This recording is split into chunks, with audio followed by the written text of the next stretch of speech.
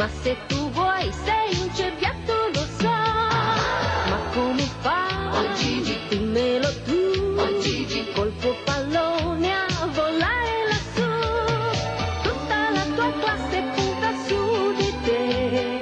Nella squadra tu sei grande re. campione. La tua città ti chiama già Gigi, la trottola.